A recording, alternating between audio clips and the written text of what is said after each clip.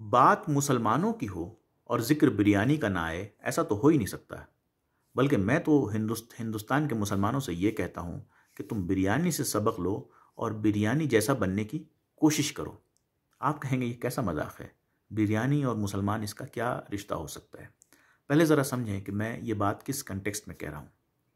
आज के हिंदुस्तानी मुसलमान, जिसको उसके कपड़े से, उसकी ज़बान से, उसके इलाके से, उसकी रिहाइश से पहचानने की कोशिश की जाती है, ऐसे हालात में मुसलमानों को क्या करना चाहिए?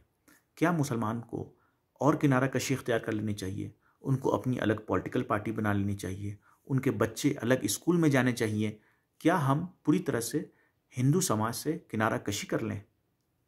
पहले ज़रा सा इनके जवाब जानने से पहले ज़रा एक रिसर्च पर नज़र डालते हैं। प्यू रिसर्च सेंटर, जो एक फेमस रिसर्च सेंटर है, अक्सर वो कई कंट्रीज़ में स्टडीज़ करती हैं, उनकी एक रिपोर्ट आई थी कुछ दिनों पहले, और उनकी रिपोर्ट के मुताबिक 65% हिंदू ऐसे हैं जो अभी भी मुसलमानों को फेवरेबल निगाह से देखते हैं, यानी कि उनसे नफ़रत नहीं करते हैं इस स्टडी के हिसाब से। और दूसरा जो इम्पोर्टेंट पहलू था इस स्टडी का, वो ये था कि हिंदुस्तान के 56% हिंदू ऐसे हैं जिनका मुसलमानों से कोई इंटरेक्शन नहीं है, यानी कि हिंदुस्तान की आधी आबादी ऐसी है जिसका मुसलमान से कोई इंटरेक्शन नहीं है।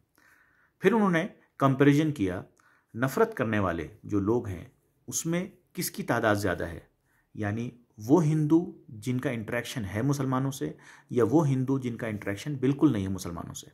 तो उन्होंने ये पाया कि जिन हिंदुओं का इंटरेक्शन है मुसलमानों से, उसमें 71% लोग ऐसे हैं जो मुसलमानों को अच्छे नज़रिए से देखते हैं और उनकी जो राय है मुसलमानों के बारे में वो अच्छी है, यानी वो नफ़रत नहीं करते हैं। और वो हिंदू जिनका इंटरेक्शन मुसलमानों से बिल्कुल नहीं है, उनमें जो मेजॉरिटी है वो मुसलमानों से नफ़रत करती है। तो गोया इस स्टडी का रिज़ल्ट ये है कि जहाँ मुसलमानों का इंटरेक्शन है हिंदू से, वहाँ अभी भी मुसलमानों को ठीक नज़रिए से देखा जाता है। जहाँ बिल्कुल इंटरेक्शन नहीं है, जहाँ पे लोग व्हाट्सएप यूनिवर्सिटी पे ज़िंदा हैं, वहाँ पर नफ़रत ज़्यादा है। अब ज़रा हम आते हैं अपने पहले सवाल पे कि हम मुसलमानों को क्या करना चाहिए आज के हालात में। आज के इस नफ़रत के दौर का इलाज क्या है? इलाज है इंटरैक्शन बढ़ाना। चूँकि हमने इंटरैक्ट करना छोड़ दिया है, हमने अपने इलाके बना लिए हैं। वो मजबूरी है, अलग सी बात है, लेकिन हमने अपने इलाके बना लिए हैं। हमने अपने दोस्तों के दायरे में उनको जगह नहीं दी है और हम कम से कम इंटरैक्ट करते हैं। वक्त की ज़रूरत यह है कि हमें इंटरैक्शन उनसे बढ़ाना है।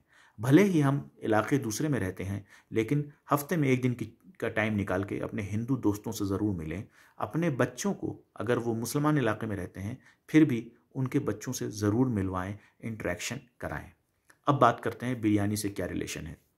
बिरयानी को आप हिंदुस्तान की तरह समझें तो बिरयानी में होता है चावल और गोश्त की बोटी।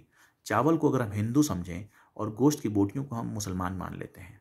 वो वक्त अलग सी बात है कि वो वक्त और था कि जब बिरयानी में गोश्त की तादाद बहुत ज़्यादा हुआ करती थी।